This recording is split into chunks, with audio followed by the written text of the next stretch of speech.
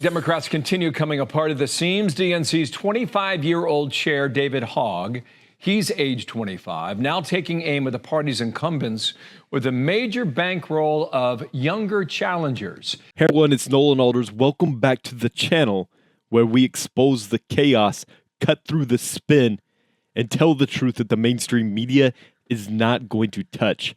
Today, we're talking about something that the liberal media is desperately trying to downplay. The Democrat Party is at war with itself. We've got a clip from Fox News that lays it all out. Pelosi clinging to power, Gen Z radicals trying to rip the party apart, and the DNC caught in the middle of a generational meltdown. Let's watch this together, guys. Then I've got a lot to say about this. Before we roll the clip, do me a big favor, hit that thumbs up like button.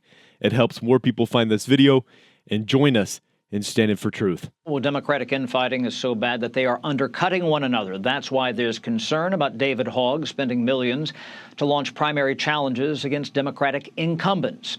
Younger candidates like 26-year-old TikTok influencer Kat Abou-Gazaleh is challenging 80-year-old Democrat Jan Schakowsky.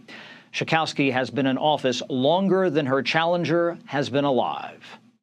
Unfortunately, this party has become one where you have to look to the exceptions for real leadership, as the majority work from an outdated playbook. We need a makeover, which means we need a vision that's bigger than what we've been told is possible.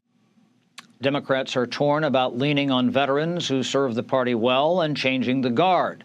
Former House Speaker Nancy Pelosi intends to run for re-election next year. Talk about the California Democratic Party. 40 years ago, again before many of you were born, I was retiring as the chair of the California Democratic Party. You could call them the odd couple. 35-year-old Alexandria Ocasio-Cortez and 83-year-old Bernie Sanders are barnstorming the country. They connect with progressive voters.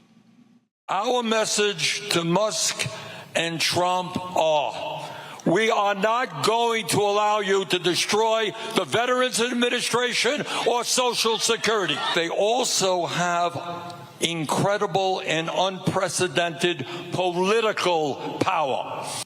Now, the DNC contends it is up to primary voters, not the party, to choose the candidates. But this underscores division in the party as Democrats try to gain a toehold against President Trump.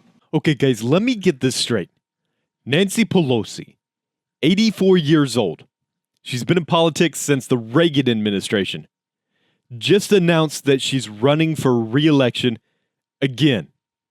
Meanwhile, David Hogg, the far-left activist 25-year-old DNC chair, is spending millions trying to replace people like her with TikTok influencers. Folks, this isn't just a changing of the guard. This is a hostile takeover.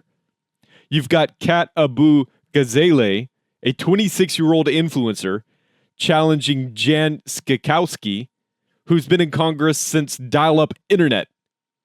You can't make this up, guys. The party is literally pitting activists raised on TikTok against career politicians who think Twitter is still new. And it's tearing them apart. Even Fox News said it. Democrats are undercutting each other. Why? Because there's no vision. There's no leadership. Just power grabs and identity politics. Pelosi's not going anywhere. AOC is still pushing full-blown socialism. And Bernie Sanders is, well, he's yelling about Musk and Trump again. They want to lecture us about the future. But their future looks like the same broken policies wrapped in a younger face. And let's talk about David Hogg for a second. The DNC actually handed the keys of the party to a radical activist who's never held office, never built a business, never raised a family, but he's now steering the ship. That tells you everything you need to know, guys. Meanwhile, over here, the GOP is unified. Trump is back in the White House, and Americans are watching the Democrats eat their own. So here's what I want to know, guys. Do you think the Democrat civil war is going to explode even more before 2026? Is Pelosi's decision to stay a sign of arrogance or fear? And what does this mean for Trump and the conservative movement moving forward? Guys, drop your thoughts down in the comments. I read every single one. Like the video if you haven't already. Subscribe if you want to keep hearing the truth. And consider becoming a channel member to support what we're doing here, guys. Because while the left tears itself apart, we're just getting started.